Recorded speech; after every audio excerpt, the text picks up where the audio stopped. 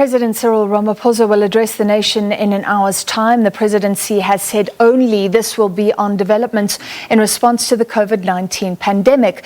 Government has, of course, been criticised for keeping South Africa in a state of disaster despite a very low infection rate. It is unclear if he will announce changes to the legal framework or to current regulations. There has been speculation that it may no longer be mandatory to wear masks outdoors. So from a health perspective, how do we ensure maximum freedom for citizens, but also how do we ensure that we are prepared for any future outbreak? To discuss, we're joined by Professor Moshabela, Dean and Head of School Nursing and Public Health at the University of KwaZulu-Natal. Professor, thank you for being with us as always. The President's Coordinating Council has been hearing proposals. One of those is scrapping the wearing of masks outdoors and allowing stadia to open up. Would that be appropriate? Good evening, Francis, and to the viewers. I think we are moving into a space where this may be appropriate. For where we are currently, indeed, I think that we kind of need to encourage society to kind of gain some normality, some degree of normality. There's some evidence to suggest that there is still some high degree of immunity in the population, both from infection and from vaccination, but we're very much concerned about the low levels of vaccination. And I think South Africa does need to continue to encourage vaccination, even though we want to open up society. So removing the masks outdoor is something that we can live with, but also making sure that the masks indoors can also be worn, and also trying to ensure that society is using the correct masks whenever people have to wear masks. So if we do these things, Francis, then we may be able to accommodate much of the demand for social gatherings that people are requesting for society to function, including stadia.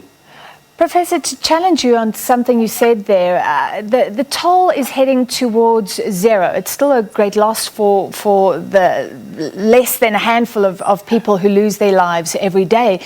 But I'm sure in terms of other contagious diseases, we may even have a higher death toll, and we haven't been wearing masks for years before COVID-19. So given where we are, should we even be wearing masks indoors? Absolutely. I think that the threat of COVID-19 has not gone up. It is still very much with us. And we also benefited from wearing masks in the last season for influenza, where influenza levels were also quite low. And I don't think that we had ever done that experiment of seeing the impact of masks on influenza, but we saw it. It was a natural experiment, but it showed us that we can also protect people from dying from COVID-19, also from influenza as well. So these respiratory infections are important for us to control, and if masks are going to help us to prevent the spread of these infections and protect people from pneumonia and severe disease that may arise from respiratory infections, this is important. For now, I think that we are under the regulations that guide us around COVID-19 specifically, but we can certainly open up the discussions on how these measures can protect us more broadly from respiratory infection. So are you suggesting that wearing masks indoors may become a part of our lives? Absolutely. I think that for people who are going to have respiratory symptoms, people who are not vaccinated, people with high risk factors, we may have to do this. So even when we travel nowadays, you can see the importance of putting on masks whenever we're in closed spaces, especially because, these bugs are always around. And I understand that at any rate, it's going to be individual decisions in terms of people assessing risks. But I think for now, under the pandemic, it has to be part of the new normal. Until the pandemic is declared over, then we may have to review and assess how we can use masks to protect people who may be vulnerable going forward. But for as long as we are still under the pandemic, it's important that we normalize this practice in closed spaces and indoors. So now what about stadia, where you have a lot of fans? They're outdoors but close together. Currently the regulations are 1,000 people can gather indoors, 2,000 outdoors. How should that be altered? Yeah, I think that, in places where there's high levels of vaccination, when people are outdoors, we can accommodate large numbers. But I think because we still have low levels of vaccination, we then have to see how much of the people that are coming to the stadium are vulnerable. Personally, I think that in South Africa, we can accept more people, but we still need to do a little bit of distancing, even outdoors, in order to limit the chances of transmission from one person to the next, largely to protect people who may be vulnerable. And I'm also very much concerned about, the problem, the syndrome of long COVID. I know that a lot of other, scientists and researchers are saying that, we don't need to be preventing spread of infections. And I think it's a good point that we need to focus our effort on preventing severe disease. But I worry that long COVID is actually causing a lot of burden on the quality of life, but also on the healthcare system. And we need to find ways to minimize cases of long COVID as well. So then why not put in a vaccine mandate for huge sporting events? Is that justified? As far as I'm concerned, I think a vaccine mandate is justified. I think that it's about time that government comes out clearly and pronounce on mandatory vaccination. We saw 2 cases last week where universities of higher learning and some private companies won cases in court in terms of mandatory vaccination.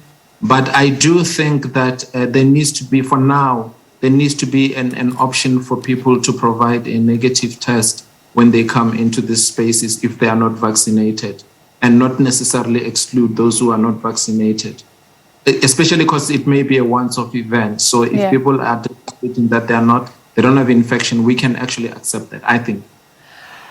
All right, the government has extended the state of disaster so many times. Right now, we're looking at an expiry date of the 15th of April.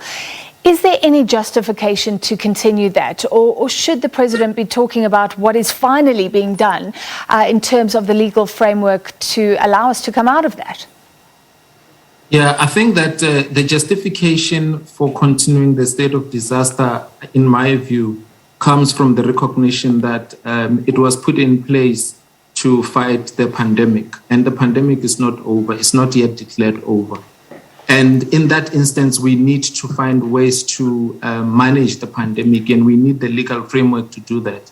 But if you separate that issue from the issue of the legal framework, from the declaration of the pandemic, then yes, we can end the state of disaster provided our current legislation allows us to manage the pandemic, which is what is happening at the moment.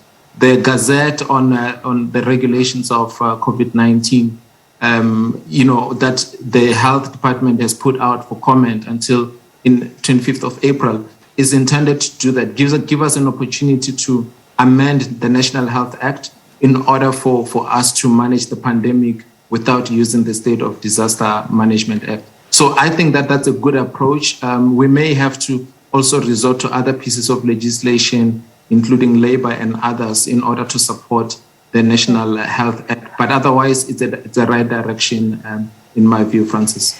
Professor, very quickly, before you go, we are speaking in the context of a very low infection rate and death toll in South Africa, but there is this new variant circulating abroad.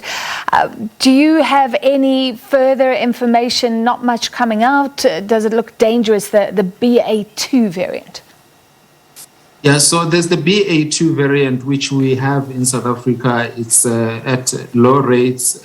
People here are likely to have immunity after the 4th wave, the Omicron wave. There's a new variant, the Delta Cron, that is a combination of Delta and Omicron that was picked up in France by Institut Pasteur in Paris. That is also at a low rate. It's unlikely to really become a major concern, except, even detecting it, people who have immunity against Omicron will probably have immunity against it. So we're not really concerned. It's unlikely to become a variant of concern, but it's still being observed, it's being watched. And we never know what happens with this virus. My sense is that we are going to have other surges of infections. We have to prepare for that. The low infections that we have at the moment must not put us into a lull and make us complacent. We must always understand that the surge of infections can arise and new variants can emerge, old variants can re-emerge. So we have to stay prepared. All right, thank you for your time tonight. Professor Mosa Moshabela, Dean and Head of School, Nursing and Public Health at the University of KwaZulu-Natal.